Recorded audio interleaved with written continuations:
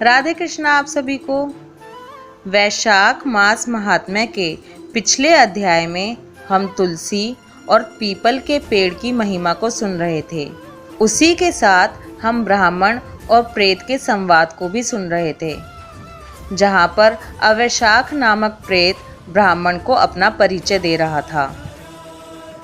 अब उसके आगे वैशाख मास महात्म्य अध्याय 10। अपना और अपने दोनों साथियों का परिचय देने के बाद अवैशाख नामक प्रेत फिर बोला, हम तीनों के प्रेत योनि में पड़ने का जो कारण है यह सब मैंने आपको बता दिया। अब तुम हम लोगों का पाप से उद्धार करो, क्योंकि तुम विप्र हो। हे ब्राह्मण, पुण्य आत्मा साधु पुरुष तीर्थों से भी बढ़कर हैं। वे शरण में आए हुए महान पापियों को भी नरक से तार देते हैं। जो मनुष्य सदा गंगा आदि संपूर्ण तीर्थ में स्नान करता है तथा जो केवल साधु पुरुषों का संग करता है, उनमें साधु संग करने वाला पुरुष ही श्रेष्ठ है। अतः तुम मेरा उद्धार करो। या मेरा एक पुत्र है जो धनशर्मा नाम से विख्यात है। हे स्वामिन, तुम उसी के पास जाकर ये सब बातें समझाओ। हमारे लिए इतना परिश्रम करो। जो दूसरों का कार्य उपस्थित होने पर उसके लिए उद्योग करता है, उसे उसका पूरा फल मिलता है। वह यज्ञ, दान और शुभ कर्मों से भी अधिक फल का भागी होता है। यमराज कहते हैं, ब्राह्मण, उस प्रेत का वचन सुनकर धन शर्मा को बड़ा दुख हुआ। उसने यह जान लिया कि ये मेरे पिता हैं जो नरक में पड़े हुए हैं। तब वह सर्वथा अपनी निंदा करते हुए बोला। धन शर्मा ने कहा, स्वामिन, मैं ही गौतम का यानी कि आपका पुत्र धन शर्मा हूँ। मैं आपके किसी काम ना आया। मेरा जन्म निरर्थक है। जो पुत्र आलस्य छोड़कर अपने पिता का उद्धार नहीं करता, वह अपने को पवित्र नहीं कर पाता। जो इस लोक और परलोक में भी सुख का संतान विस्तार कर सके, वही संतान या तनय माना गया है। इस लोक में धर्म की दृष्टि से पुरुष के दो ही गुरु हैं, पिता और माता। इनमें भी पिता ही श्रेष्ठ है, क्योंकि सर्वत्र बीज की ही प्रधानता देखी जाती है। पिताजी, क्या करूं? कहाँ जाऊं? कैसे आपकी गति होगी? मैं धर्म का तत्व नहीं जानता, केवल आपकी आज्ञा का पालन करूंगा। प्रेत बोला, बेटा, घर जाओ और यमुना में विधि पूर्वक स्नान करो। आज से 5वें दिन वैशाख की पूर्णिमा आने वाली है, जो सब प्रकार की उत्तम गति प्रदान करने वाली तथा देवता और पितरों के पूजन के लिए उपयुक्त है। उस दिन पितरों के निमित्त भक्ति पूर्वक तिल मिश्रित जल का घड़ा, अन्न और फल दान करना चाहिए। उस दिन जो श्राद्ध किया जाता है, वह पितरों को 1000 वर्षों तक आनंद प्रदान करने वाला होता है। जो वैशाख की पूर्णिमा को विधि पूर्वक स्नान करके 10 ब्राह्मणों को खीर भोजन कराता है, वह सब पापों से मुक्त हो जाता है।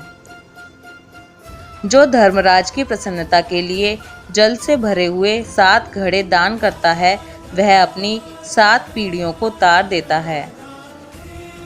बेटा, त्रयोदशी, चतुर्दशी तथा पूर्णिमा को भक्ति परायण होकर स्नान, जप, दान, होम और श्री माधव का पूजन करो और उससे जो फल हो वह हम लोगों को समर्पित कर दो।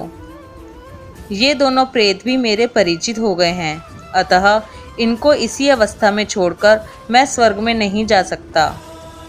इन दोनों के पाप का भी अंत आ गया है। यमराज कहते हैं, ब्राह्मण, बहुत अच्छा।